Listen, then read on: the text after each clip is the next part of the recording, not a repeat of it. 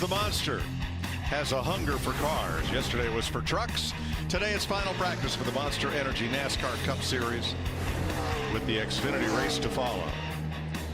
World's biggest concrete cereal bowl, or crab cake bowl in Darrell's case, has the cars getting up to speed with this track banked all the way around. It is a tough one to get a hold of, but boy, Kevin Harvick did it best in the morning session. He had that 22-lap run, and those laps were all within hundredths of each other, and I think that's a feat everybody would love to repeat in this practice. Yeah, I think so. Harvick's car was very consistent. I thought the 9 car was real consistent. We didn't see a lot of real long runs, and I think we will in this session. I think here you want to maybe put 4 tires on, fill that thing up with fuel, go out and make a long run. If you're happy with the car, put a cover on it and get ready for the race. Yeah, I think up to this point it's been about experimenting, trying things on your list. Now put the race setup in and let's go see what we've got to fine tune on.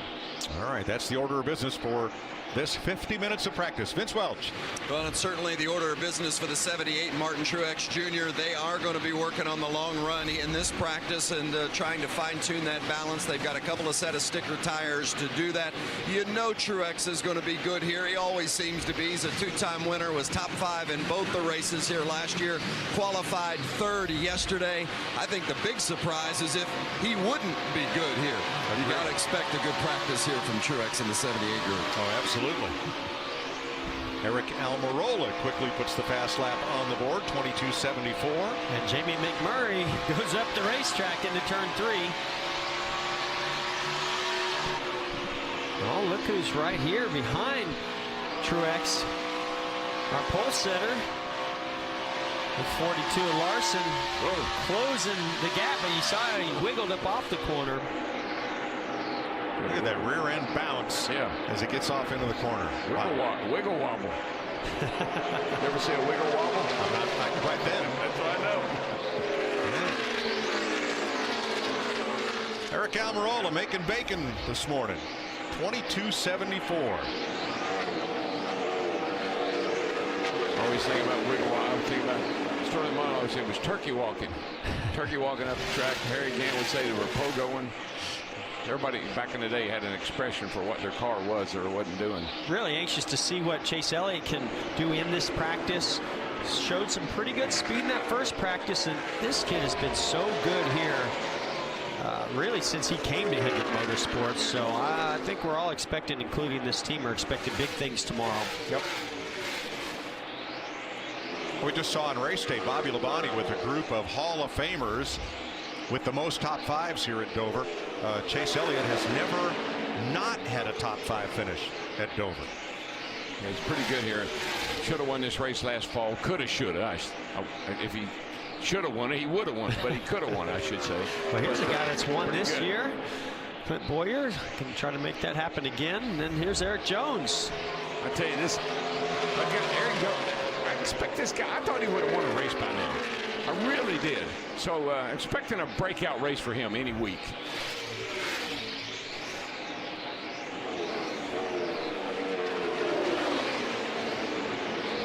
Jones in the fast 5 right now, and Jimmy Johnson 6th. What do you think, Jeff? You think this cat can win the race this weekend? Oh, absolutely, he can win it. Do you think he will? I don't know if he's going to, because there's just some teams right now that seem to be on top of their game a little bit better than them.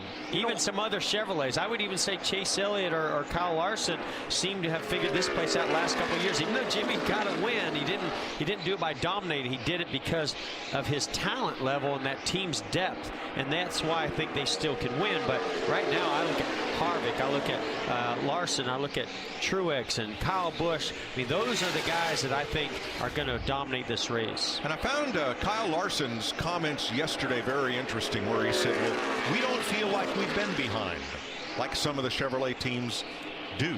Yeah, well, they've qualified well. They've run pretty well most every week, so he would feel that way.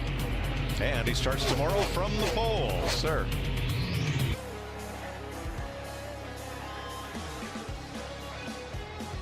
Of the best 10 consecutive lap and best 15 consecutive lap average.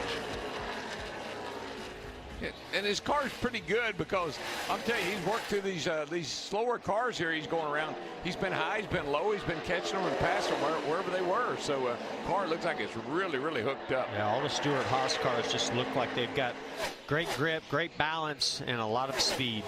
And this is a lot of what you're going to see tomorrow. There's going to be cars that look like they're on a rail, and there are cars that look like they don't know which way is Annapolis and which way is Wilmington. That somebody's going to show them, I can tell you that. Ryan Blaney second on the best 15 consecutive lap average and third on the best 10 consecutive laps. And that's a big improvement over that car in that first go around, because I don't think he was all that happy with his car in the first practice this morning, but much, much better in this practice. He's looking out his front windshield at the car that's probably going to go to the top of our best 10 lap average when he gets to 10, and that's Kevin Harvick.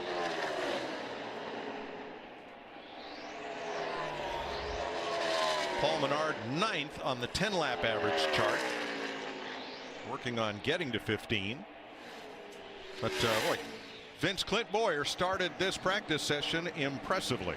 Boy, he sure did. Mike Bugaravich, the crew chief, really happy with the way the car is running, and got good news from the spotter, Brett Griffin, as well, about how well Clint was getting through the corner at both ends of the track. And you know, when you look at what he has done over the past several weeks, I know 31st last week at Talladega, you got to take that out of the mix. But how about these results? First, 9th, 8th, 9th. I mean, steadily inside the top 10. And of course, that big win at Martinsville.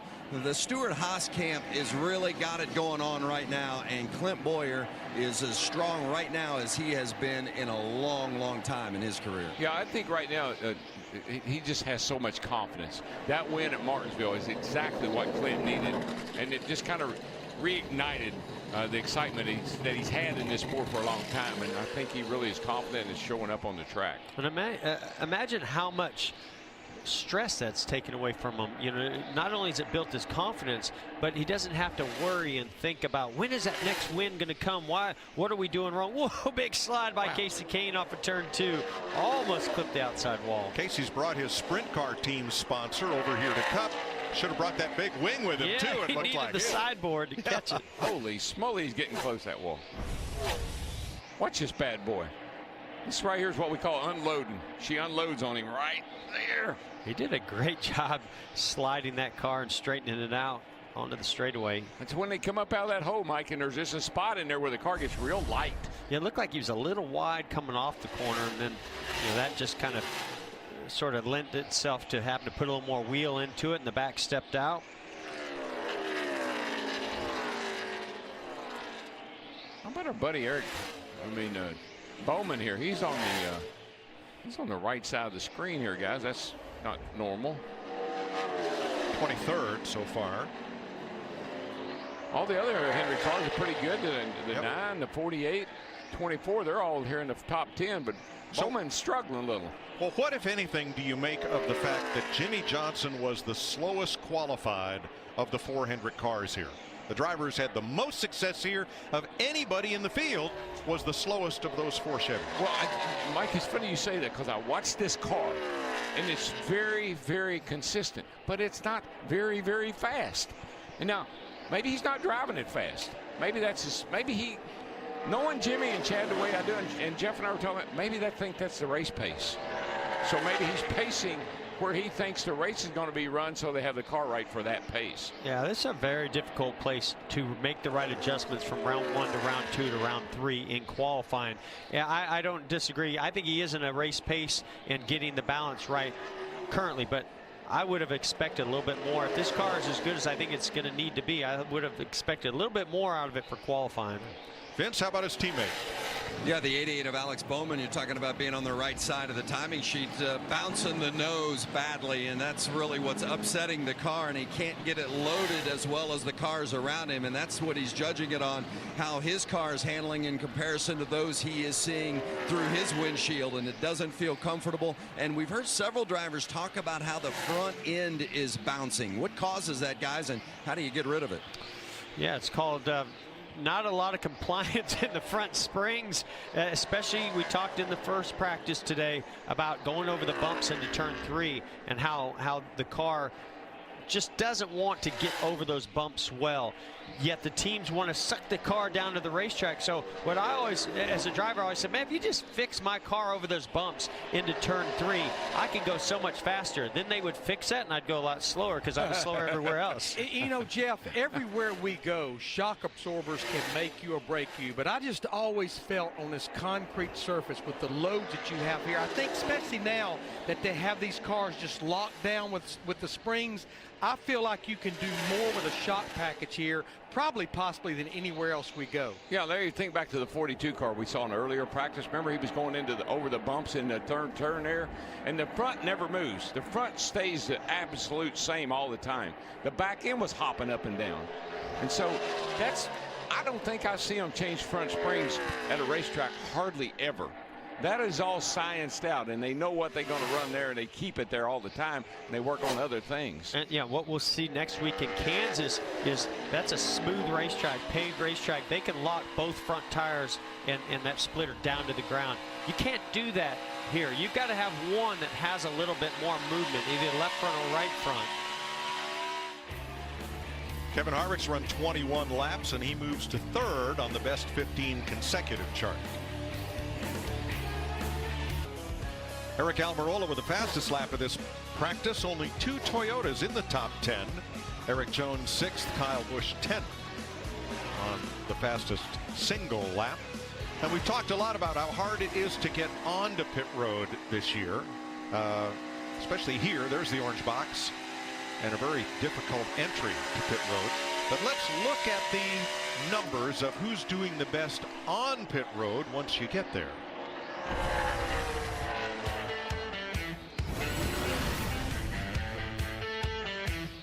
Average pit stop time for the sport's major teams. That's how they rank.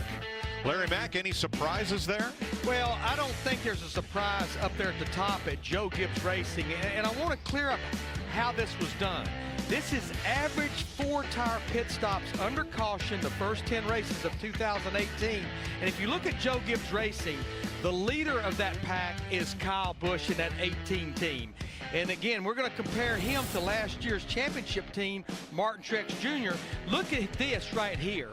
19 positions gained, 4 positions lost, and you can see the ranking difference. And I tell you what kind of even makes Kyle Busch even more remarkable is we also looked at the average running position before the start. Kyle Busch's average running position was 3.8. Martin Truex Jr. was 11.6.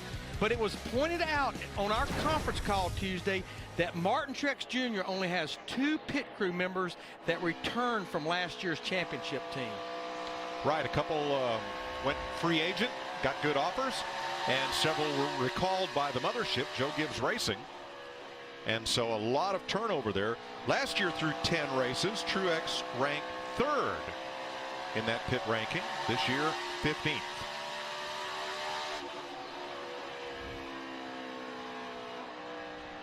You know, we definitely have seen where they've got to clean up those pit stops on that 78 team. I mean, that's part of what made them so successful up to this point last year. They had the cars on track, the qualifying, everything to get it done, and they had the pit stops to go along with it.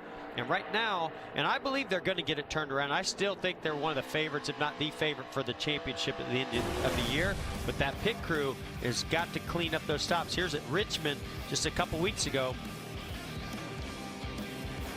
Didn't get the jack up enough to get that left rear tire on. Now they're having trouble getting the right rear on. Also just not quite high enough. See that a lot. Similar issue. Larry, is that the jack not getting the car high enough, or is it the rear axle, the shock, not releasing, letting that axle drop to get the so the wheel can mount? Yeah, with the no ride height rule at Talladega and the rear springs that they were running, along with the chains that they put on the rear end, it's almost like most everyone was having to give it a little bit of an extra pump. But one thing they did win the award at Talladega, the world's largest body cutting saw. That was awesome. And we're actually going to talk about that in tomorrow's pre-race show on FS1. Oh, can't wait. And to follow up on the pit crew members, because of the new pit gun this year, teams started looking at positions a little bit differently. Before, it was all about hand speed. Who had a hand speed that could change those 5 lug nuts that went along with a super fast gun? Well, now that's been slowed down, and it's actually more about, can you do other things on the pit crew, like a jackman is a tire carrier. Tire carrier is a jackman, and the tire changer needs to now be able to run his pace much slower, more consistent. Yeah, I think when I hear people say, well, I've never seen that happen before. Well, you know why? Because it's not supposed to. Right. That's the deal. Experienced pit crews don't have oddball things happen to them. It seems like the guys that have the most trouble are the guys that always have trouble. Trevor Bayne in the number 6 at Dover. Big announcement that Matt Kenseth has returned to Roush Fenway Racing, and he and Trevor Bayne will split this car for the remainder of the season, bringing a proven champion back into the fold. Will give a different set of eyes to look over what's going on at Roush Fenway Racing. And there are Matt's stats: 39 victories. Boy, I tell you, Matt Kenseth, not just a quality person, but a quality race car driver. I can't think of a better option out there to get some great information, get some great data, and they're going to believe in what he says. I think what's happening right now is a little bit of a disconnect and confidence that's lost between the communication with Trevor Bayne and his engineers and crew chief. He's a great young man also and a great race car driver, but when you can plug Matt Kenseth in there with those stats and his abilities and ability to communicate that, I think that's going to be a great step forward, or the possibility of the next step forward for Roush Fenway Racing. I believe, stat guys can correct me if I'm wrong, but I think that Matt Kenseth make his first Cup start here. He did. In relief for Bill Elliott, way back in. Yeah, subbing for Bill Elliott after having a great Xfinity campaign. Exactly. What was then the Busch Series.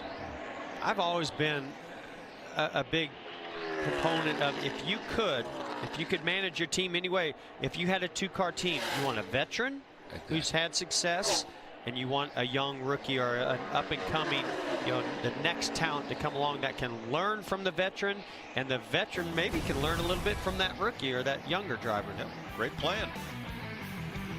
28 minutes to go in final practice at Dover. 6 minutes to go in this practice. Kevin Harvick and Kurt Busch will sit out the final 15 minutes of this practice under penalty. And coming up is the One Main Financial 200. Austin Dillon will be the guest analyst. And so Larry McReynolds has a 30-minute practice penalty because it's going to take him that long to get from here around to the walkover tunnel and down to the Hollywood Hotel. I am headed down there. Jamie Little, Michael Waltrip. Remember, this is our final Dash for Cash race. Brandon Jones, one of the Dash for Cash drivers, on the pole. Did you ever see the movie The Wedding Crashers? Yes. Oh, yes. Well, if you did, we got something special coming up in the pre-race show. Oh, my goodness. Wait. Crab cakes and football. That's what I'm talking about. You want to tell your Cinco de Mayo story? No. I don't like that. All that mayonnaise at the bottom of the Atlantic Ocean with the Titanic. That's it, brother. Yep. They were waiting on it, never showed up. Cinco de Mayo. Cinco de Mayo. William Byron practicing getting to pit road. Let me bring this show Please. back. Yeah. Back to reality street. Oh, some more great shots. I can't wait to see this view tomorrow in the race. It makes me dizzy. Riding along with Daniel Suarez. Those hands are looking a little busier today. Now that we're not qualifying anymore. Now we're starting to get in that race trim. Got to get the car freed up. These cars have to turn well, and then in order to do that, you're going to find some areas in the entry and the exit where the car is going to be a little bit loose. Okay, so you're watching his hands. I'm watching all kind of things. Look at the window braces. How they're all channeled out that's for weight, obviously. Over here on the left, his little rear view mirror. Up here on the high right, you see his mirror that he can look out the back of the car with. Just a whole lot of things going on. Here's the ECU and the Coke signs everywhere. There's a lot of things to take a look at. What you don't see is the digital dash, and that is at the team's request that we not show that information. So our visor cam has a polarizing filter on it so that you can't read that, but you see everything else clearly. Yeah, and that piece of red tape on the steering wheel, that's when the wheels are straight ahead. That's so important for his pit stop, because he wants to be sure to have that straight up and down when he's in the pit so they can get the tires on and off. And when you drive around this racetrack in your street vehicle, it feels smooth. But when you take a car and go around here with all the rigid suspension and all the air pressure on the tires, the downforce in the race car, and run 170 miles an hour, that's what it looks like. It Wow. feels like it's just going to rattle and shake your head right off your shoulders. See, when you get done with this race, your arm and leg wear, I can tell you that. Let's take a look at the best 20 lap average. That's one of our favorite tuning tools. And it shows Kevin Harvick at the top and Ryan Blaney with exactly the same averages. Eric Almirola right there. And of course the 4 is under penalty. You know, Almirola has never led a lap here at Dover. Certainly that's going to change this weekend. Wow. Things like that always blow my mind. And Joey Logano's only led 3 laps here in what, 18 appearances? Yeah, that's crazy. incredible. When you hear stats like that, our guys do a great job of digging those things out. They say that can't be true, but it is. but it is. Yeah, I talked earlier about Harvick. I thought he would go to the top of the 10-lap consecutive average. He had a little bit of traffic there. I really, right now, from what I'm seeing, I think Kevin Harvick is the team to beat. I would say Bowyer's right there with them. Those guys look really, really good. Matt DiBenedetto, Ty Dillon in the Geico Chevy.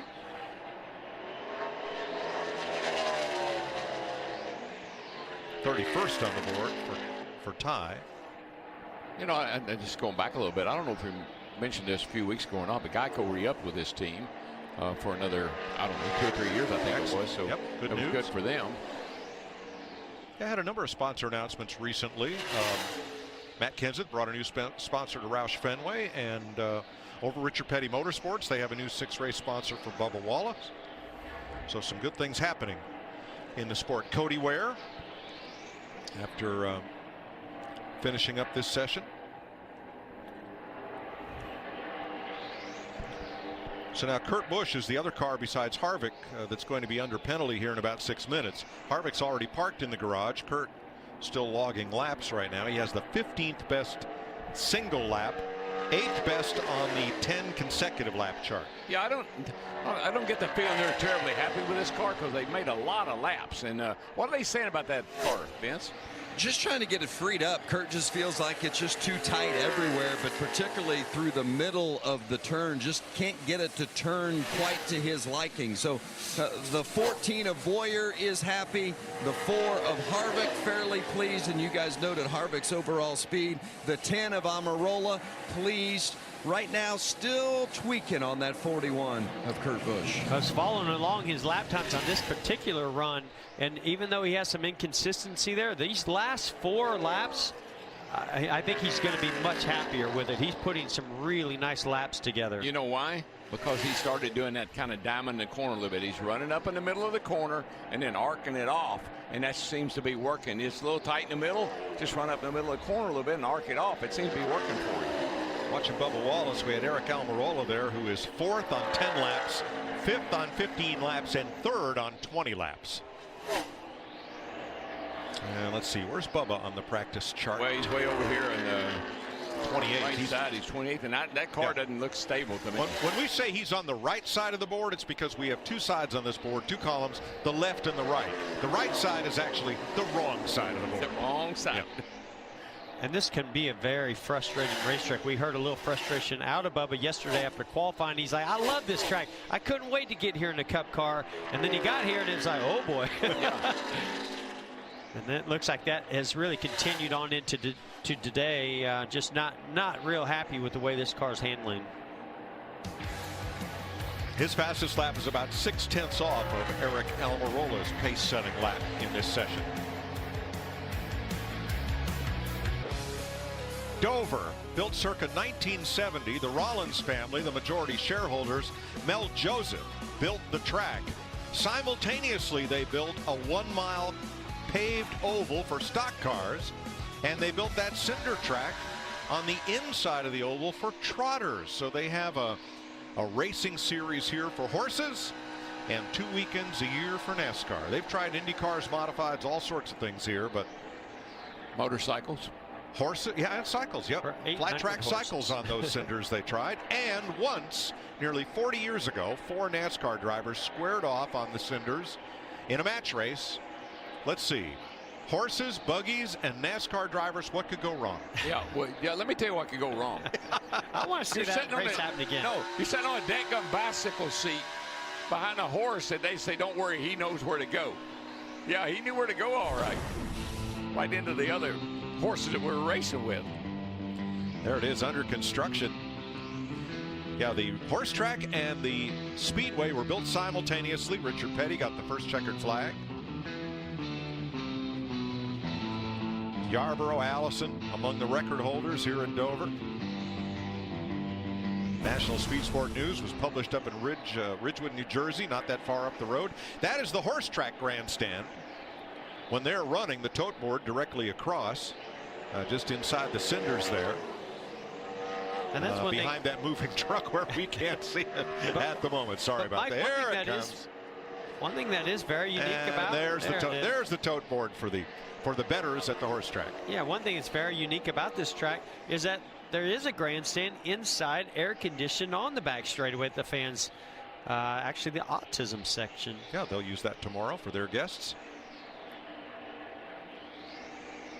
Very cool.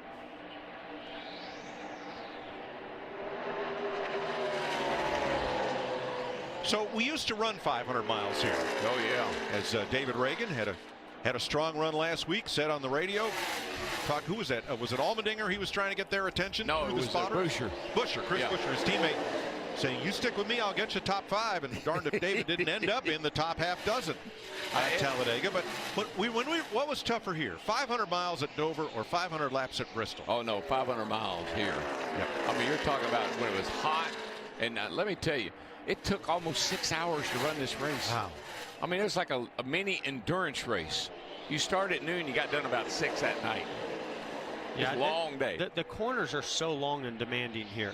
The straightaways versus Bristol, you get a little more time to take a breath. So Bristol, the laps happen very fast, but to me, being in that sustained load and on edge all the way through these long corners, I think this was tougher. Yeah, Mike, you would drive, you'd be so worn out, almost didn't think you'd go any further than give halfway. I've been here when everybody went in the men's locker room down there and laid in the floor with the shower running on them, with steam coming off their bodies. Now, I will say things have changed a little bit at Bristol now that you run up against the wall. If that groove comes in, that makes Bristol maybe even more demanding than this track.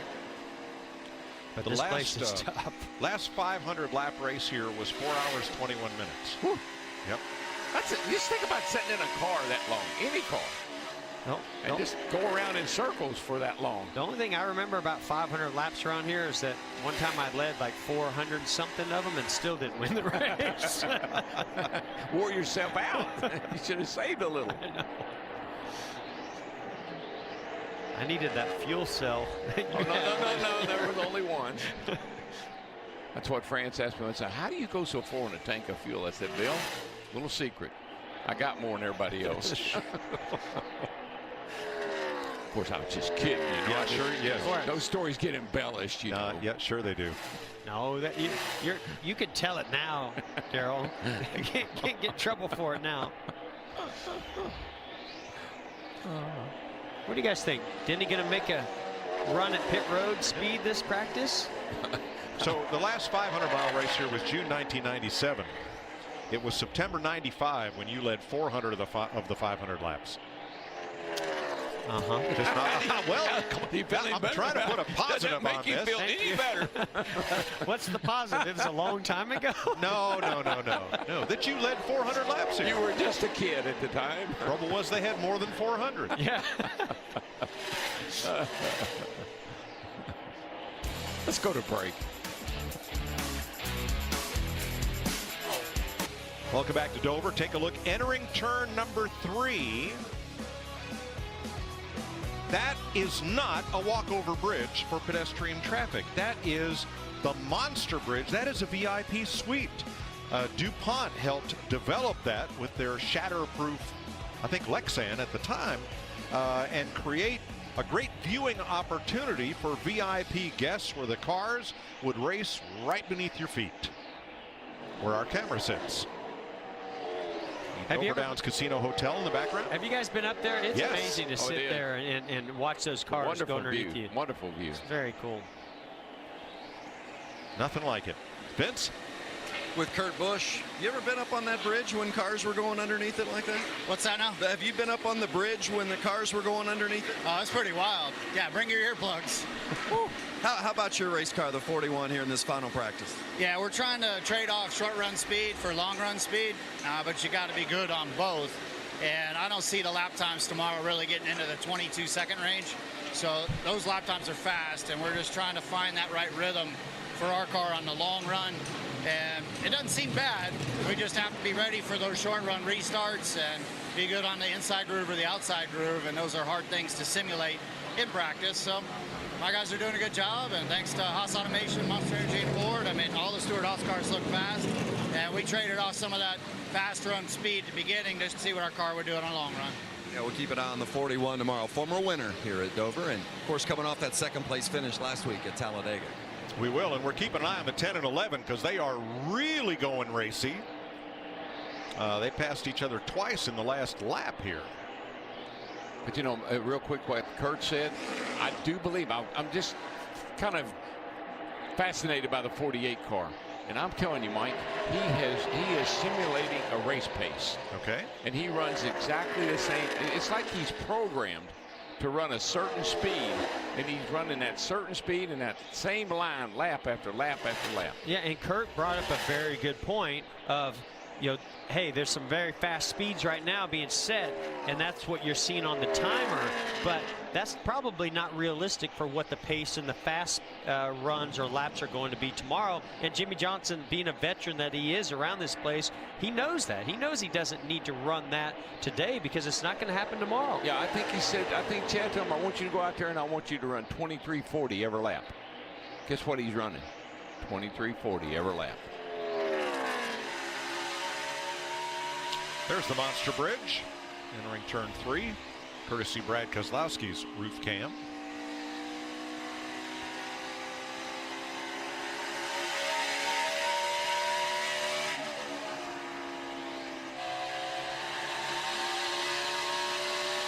The one thing that always amazes me about this track in practice, you rarely see anybody run near another car, right? They're trying to get their own feel for it in clean air. They drop the green and everybody's in traffic other than the first car, and all of a sudden it's, man, my car's terrible in traffic. And I don't know if there's really a lot you can do to make it better in traffic, but it always amazed me how much different this track races when you're in this position that Martin Truex Jr. is behind the 42. Of course, 42 goes up high and he goes by. Now you're in clean air and all feels good, but High and by, Vince. Yeah, that's interesting. You know, we talked about how different the track would be from that first practice to the end of happy hour here. And Kyle Busch just noted that it's really starting to get greasy. It feels like the condition of the track is changing, that the car had started to build tight, but then it got loose at the end of the run. And he really feels like at this point, the track is starting to change. So that's something we'll want to keep an eye on as well. Well, we've had a steady cloud cover this entire practice. In fact, all morning long. The sun has not had a chance to work on the rubber that's been laid into the asphalt, and we may not see the sun the rest of this weekend. Yeah, but, you know, we talk about the track changing. The car changes more than the track. As fuel burns off, your front percentages go up. The nose weight goes up. As the fuel burns off, the percentages go up on the nose. The tire pressure go up. So many variables that you have to weigh into where you are and what you're doing at that particular time.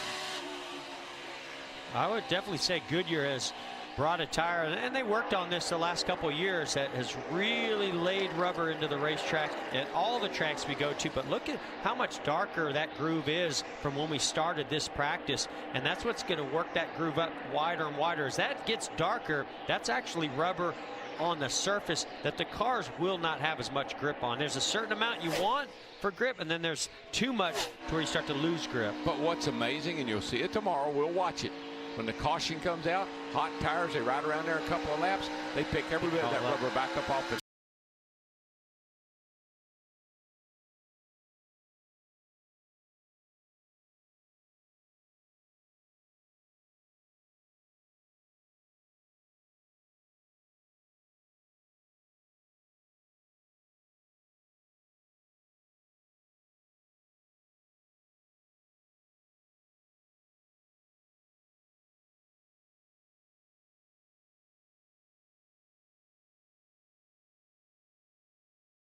reserved for their Wall of Fame, and Jeff Gordon was inducted into that wall this morning.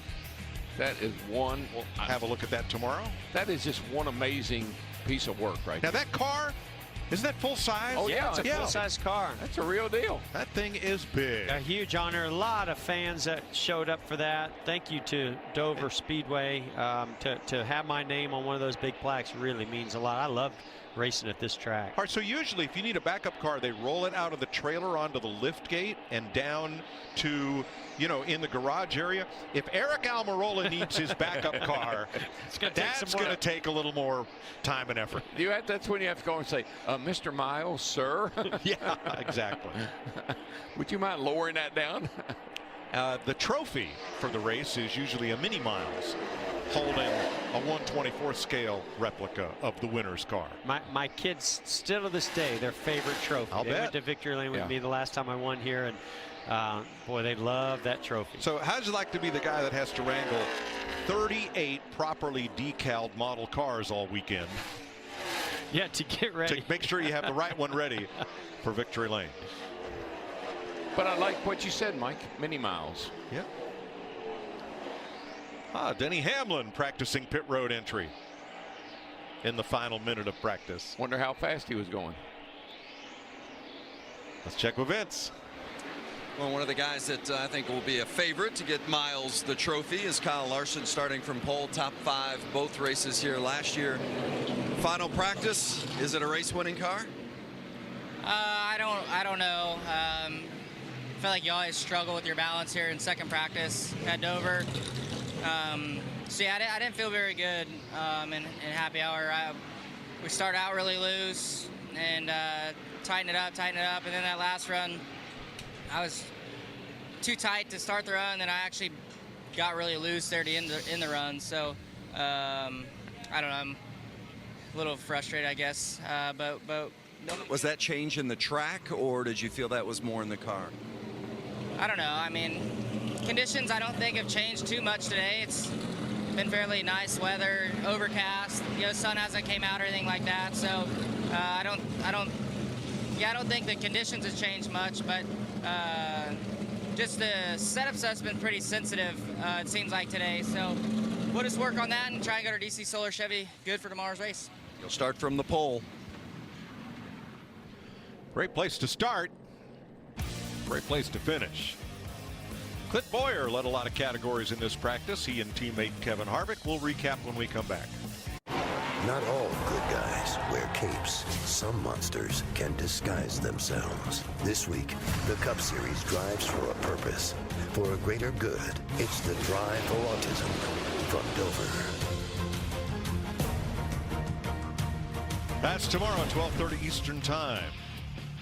So Austin Dillon debriefing and about to change into a jacket and tie to call the race with Adam and Michael this afternoon. Clint Bowyer, best 10 and 15 lap average. Kevin Harvick, best 20 lap average. Ryan Blaney, best 30 lap average to finish out practice. Here's how they will line up tomorrow. Should be an interesting day. The 42 on the pole, Kyle Larson, he rubs this track. Could be good for him. And Kevin Harvick was super fast, so he's going to have his hands full with him right away. Pretty good hot rods back in the field here. There's Joey Logano and Jimmy Johnson over here. Yeah, Paul Menard looked good on their consecutive laps. Sir. So did Casey Kane in the 20 consecutive lap, 9th. 38 cars to fire off tomorrow for 400 miles, Vince. And the fastest in final practice was Eric Almirola. Right before you climbed out of the car, you were making an adjustment in the cockpit there. To what? My mirror. Hopefully I'm looking at all the other 39 cars out of it tomorrow. But our Smithfield Ford Fusion's really good. You know, the track changes so much as it lays rubber down and stuff. So just got to get a good game plan tonight for, you know, making some adjustments and having some adjustability in the car for the race tomorrow. The track changes a lot throughout the races typically. So go back, debrief, check on my teammates, see what they say. But overall, car's really fast. It feels really good. So Stuart Haas Racing, man, they're doing a great job bringing fast race cars to the racetrack every week, and I'm just having a blast. Look at that smile on his face, huh? There's Kyle a Larson smile. sure didn't sound like that when he climbed out of the car. Oh, he did not. He was not as confident. I think that he was searching for something and did not find it, at least not today. Some guys had short run speed. Other guys, had good cars over the long haul. So that's what we're going to see tomorrow. But we Long heard that haul. out of Kyle Busch, too. And maybe those Kyles are just real particular what they're looking for. Because I think Kyle Busch is going to be a threat. And I think Kyle Larson is also. I think that 9 car is going to be pretty tough. And don't count out Jimmy Johnson at his favorite racetrack. Never. Larry Mack is down and in position in a flash. Smile, everybody. Oh, what a great group. They're going to take you through pre-race for the Xfinity race here. Only 200 miles. This one's going to go by in a flash. In a hurry.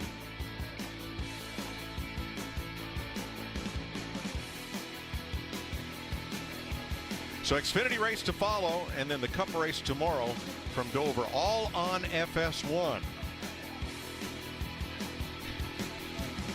Yeah. Clint Bowyer taking is that an Ussie when there's 2 of you in it? Is it a selfie or an Ussie? I like that. He's busy down there. Yep. These Popular guy. Some of these debriefs will be quick. Others will be long and painful. That's true. All right, folks, enjoy the Xfinity race right after NASCAR race day. We'll see you tomorrow.